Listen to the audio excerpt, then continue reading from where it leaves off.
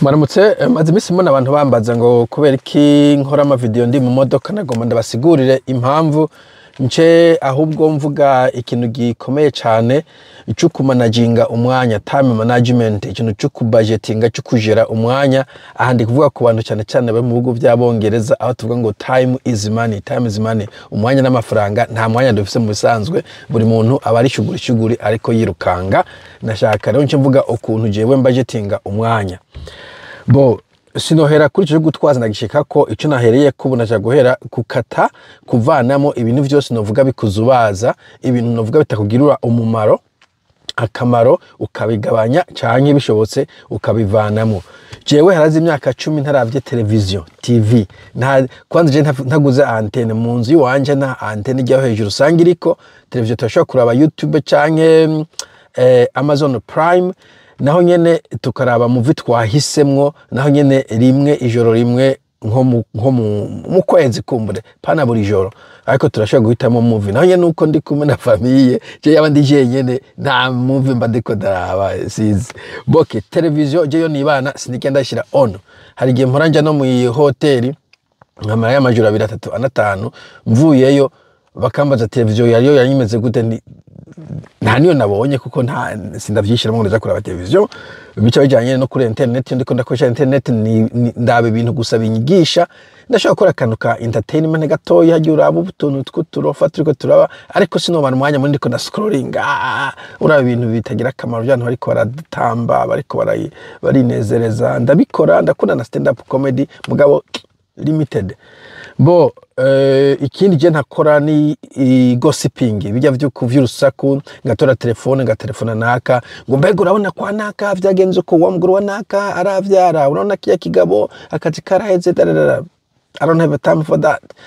nta moya shobora gufata ndiko ndatelefona mvuga ivyo bintu nk'ivyo iyo ntelefone umuntu ufise ikintu ndamubaze haba muri famille amakuru numvise ko bimeze kunuku muragije okay sawa tuzosubira end of story bo ndashobora kuranda gatabo ku bantu bamwe muri famille ku kintu gikomeye twashizemo ama emotions mugabo naho nyene ngomba kwicekiga ko ntatakaje umwanya munini ndiko ndavuga ibintu bidafise umumaro harimo nibyo byo kwirigara boirigara no ntari hari mugabo naho nyene hari abantu uca gusanga bagiye nko mu kabari nk'akarorero ariko abarundi ntakunze kuja mu kabari barahamagarana nka dima buri samedi canke vendredi soir bagahuri wabo bakanyunzoga bakagira ibitoki n'ibiyoba n'ibitumbura no I don't have time for that. Kiretse ari occasion naho nyene très rarement jewe bon abantu banze muri Cape Town bavuga ngo just celebrating amveje nta bintu vy'ibishwigwigwira ifise ngo ngiye kuri mariage ya runaka ibintu nk'ivyo hari abantu numva bidodoma ngo ntibatuma kuri mariage yo tantu bafashije naca ndikora utwi wanje okay ico ni kimwe ndaye gukata ibintu byose bizubaza canke bidafise umumaro akamaso cyangwa kuvuga ngo ni vy'amafaranga gusa ikintu yo kukunezera ko mbere no umumaro wawe ari ikintu wiza ko n'umumaro wawe uri kuranezeza abana n'umumaro wawe so sivuze ngo nugende wiyugarana mu cumba canke ngo ikintu cy'amafaranga gusa akamaro s'amafaranga gusa ndacyane cyane ufise famille umwanya uspending uri kumwe na famille yawe n'umwanya w'akamaro so ico nukugikora bo bice biza kuca kabiri mu gukora ivyo vy'akamaro urashoboye gukora ikintu bita multitasking donc canke multitasking kwa nyameka gukora ibintu bibiri à la fois mu gihe kimwe gakora ibintu bibiri ivyo ubikora gute nk'akarorero niho bihacaze bico gutwaza imodoka nk'ubu turiko turavugana ubu jewe ndi muri lunch time umwanya wo gufata ivyo kugiye ico gihe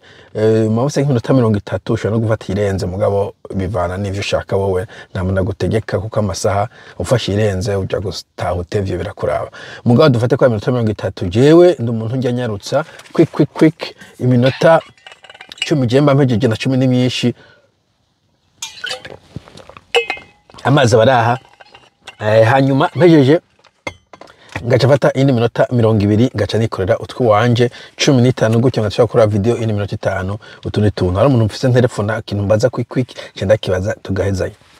kindi tre ukubona mvuga nyarutsa niyo turi ku telefone bajya ngo urabona ngo bijyango donc ikiyagiye cyangwa ndi vuga ibyo uvuga tugende duheze nta bintu bifite donc d'ailleurs normal okay donc uri ndiko lunch time canke ubundi mwanya wose mbonye w'akaruhuko atakindi kintu kiwufashe hanya nko kukazi nk'akaro bavuga je no sais pas amatara aracitse bon ntibikunze gushika mfasha akarorero canke tugiye kugira drill ni musohoke hanze habaye bon cyanigira tuketse baduse ko tuje hamwe cyanigira ikutwe wanje bo umundi mwanya ushobora gukoresha umwanya mu gikoni bo hanze beshe ntabakoze dufise bon nta n'umufise umukozi wanashaka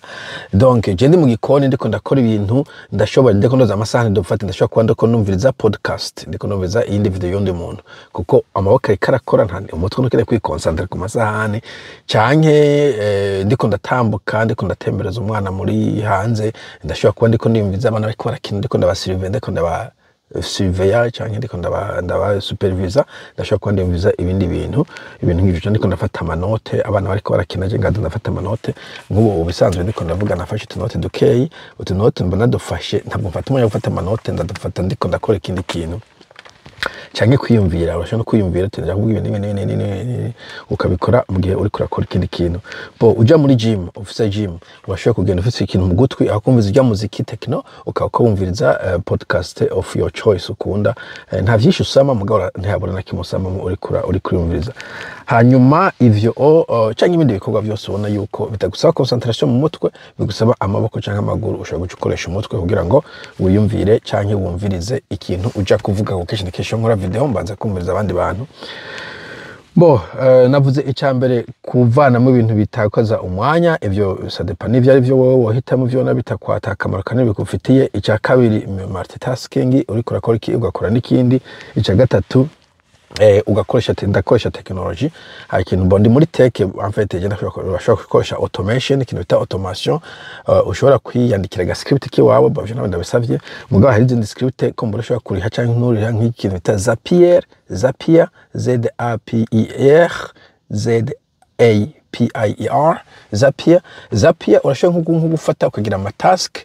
kubasha kukwishuza mugabo no kubuntu ashobora kugira task nk'akarorero jewe iyo nsohoye video kuri YouTube ikigenda straight kuri Facebook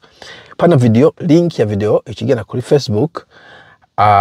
nyuma donc ico gihe sinigo ndaje kugira iyindi link bo ushoboye gusha mu mafaranga ushobora automatinga byinshi mugabo koresha amafaranga atamafaranga ndakora navyo nkora mugabo automation ndayikoresha ushobora kutakoresha kuri YouTube nkayikoresha ku kazi ndiko ndakora boss yampaye task hari gihe ntahamwera nkiyumvira ikintu hora nkora manuel mukamfira nk'amasaha 5 ngaca niyumvira ukuntu gikora nkakoresha automation kikaza gifata amasaha make gusumvya ayo masaha 5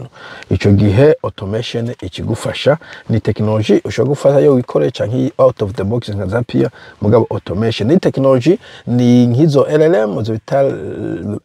AI canke AI artificial intelligence iri popular niyo bita ChatGPT irashobora kugufasha nko muri production nkiyo nk'akaroro nkene kugira description nkavuga ni bonke kuvuga ko mu Burundi agiye biturira cyane nk'akaroro ico gihe ndashobora kubaza ChatGPT inyandikire video description kuri ico kintu ije nkaja kuvuga gusa ijya description aho kuyandika n'amaboko ChatGPT kayima nkayishiramo bo thumbnail je ntabwo ndi kudesina n'ibiki thumbnail ndashobora kuza ChatGPT kandesinira thumbnail bo ushobora kusaba ibindi bintu yumva yonde kuvuga muri vya YouTube ariko turabona ni vya Facebook mugabo no ku kazi tiko turakora ushobora kuza ChatGPT kugufasha gukora ikintu wari gukora nk'iminota 50 ikagufata nk'iminota 3 gusa kugira ngo ube ugikoze donc use technology ani nkoresha technology ni recorder ku mafone menshi ibafise screen recorder ikinifasha nk'ubu iyo ngiye kuri X hariho haba ama space sinzi umurize kuvuga ngo nabanze kubera iki bakikora kuri space je namaze kurungika video kubera iki umva ndagenda umvirije nako ndaja ku kazi nshiramo screen recorder ngenda ndumviriza ngejeje ahantu ndahagarika kubera ide uwo muntu ariko aravuga yari iheze nca ndayisunika kuri YouTube ngeze ku kazi imbere ko nja muri kuri desk ndiko ndakuzita biro za desk donc urumva yuko ndiko ndumviriza ivyo ariko baravuga ameme ndiko ndabirecordinga hanyuma nkeneye gukora video ntabwo nirirwa ndasubira kuja kubirecordinga kandi ivyo ovyoroshe nko kuri audio cyane to nka ziya za BBC ukeneye audio dakeneye video really canke ibindi biganiro nka X ntumva nta video iriko ni audio ijya audio aho kuyu iyo numvise ikintu kiza kuba interesting bakigitanguye mbanze nk'ibintu oxygen iri interesa nje mfata screen record nkaba ndiko ndayumviriza nkaba ndiko ndana yirecordinga mpejeje nkaba nabironse vyose narose audio nashoboye no kumenya ivyavuzwemo. Ica kane donc ica mbere ndabisubiyemo harimwo gukata ibintu bitagira akamaro canke ibintu no kwita distraction distraire bisamaza. Ica kabiri gukoresha amasaha cyangwa umwanya ugakora ibintu bibiri en même temps. Je hagiye kwandika ndiko ndakora ibintu bitatu, ndikwishura telefone ku muntu, ndiko ndandika n'ikindi kintu, ndiko ndaraba n'umwana. Three things. Okay, hanyuma ica gatatu ugakoresha technology selo kuyihambije ntibishoboye bose. Ica kane novuga je sinkunda ibintu biri perfect, biri parfait. Nk'akarorero hari igihe nkora video ngejeje hagati ngasanga nihenze navuze ikintu kitari cyo bo nkaraba kuyeditinga ndafise software yo kuyeditinga ashobora gukata ibintu nkabikatura mugabo bifata umwanya hanyuma ku download igafata undi mwanya bisa kwishira kuri iyo software hanyuma ukayibona kuri iyo software bifata umwanya. Ikindi hari ikintu kitoroche gukata bisa kusubira kuri codinga kandi nkarakusubira kwiga ndari codinga nosanga umwanya vyamfashe nta value vyajuta kuri video. Nk'akarorero hari igihe nakoze video ku bintu vy'ama passport mvuga ko passport bishyuze mu $300 vy'amadolari hanyuma hari umuntu yaranze imitsi ngo ndigifubane ngo kuna $100 akuvuga amafaranga y'amarundi. Ivyo naravyumvise je nkoze video mbere ko ndayirekura ndayumviriza iyo bibaye ngombwa ndasubiye inyuma nkayikosora muzobona nk'ahantu nanditse nka text iki ndashaka kuvuga iki cyane nkayikata gose ariko hagiye nigenda abane akantu umuntu wese ariko yumviriza azubwenge azomenya ko navuze amarundi ntavuze amadolari reka nikomereze nta mwanya kweditinga just like that. Mu makomende kumbe nzobisigura ngacagezaho. Perfect ni ikintu twiga mu bintu dukora muri engineering uragereza kuba perfect mugaje tuvuga ngo perfect is the enemy of done. Donc yagiye ushaka ko biba très parfait ugasanga nta bintu byinshi wakoze kubera uvuga ngo kandi kameze neza ugasubira kugafuta kandi ugasanga nta kintu wakoze kandi uriko ugasanga byagutakaje umwanya. Ivyo kintu ico kihe rero jewe erreur nk'iyo ndayireka ikarengana hanyuma nkazondenga nayo later on. Donc kutaronda kwa parfait biramfasha ko nshobora guproduza video ntiriwe ndaraba ngo iri parfait imeze neza irasukuye. Hanyuma ica gatanu ikintu cyo gukopera no kudelegatinga ndabishize hamwe kubera kenshi na kenshi birahuye. Bo gukopera ufise abantu mubana uri mu ufise umugore canke umugabo mukumvikana ingene mupanga amasaha canke unyihanganire ndiko gukora kano canke aya masaha ukora kananje ni waze nje nkoraka mugahana umwanya nk'uyo hanyuma gaca n'ikintu cyo kudelegatinga delegate hamwe uha umuntu uti nkorera iki. Bo je ntavyo nkora cyane ariko nk'ama video kweditinga ushobora gusanga umuntu mubana azi kweditinga neza ukamuha akagufasha kweditinga cyangwa ikindi gikorwa ufise nk'abana bafite imyaka 15 gutyo hari ikintu ushobora kumubwira uti ewe buraraba uyu mwana agende ko ndakora iki aho ko ivyo byose ari ushaka kubikora canke je ne sais pas ugenda uganira irya gate ndiko ndakora sohora ico kibini gusha kwibara abandi ko ndakora ugadelegatinga mugano ibintu vya teke nk'akaronka video editing ibijya umwanya munini cyane gose. Abantu benshi kwanza bakora YouTube abantu bari popular basama amachano manini ntabwo bikora editing baravuga ide nk'ubu hanyuma gaca hereza undi muntu ari amafaranga nk'aba freelancers baba bahari usivye nkagende mu Kirundi kumbure vyongora kuko abenshi freelancers baba mu bihugu by'icongereza ugacumuha iyo video agaca kugira editing baba baravyize babo kugusumvya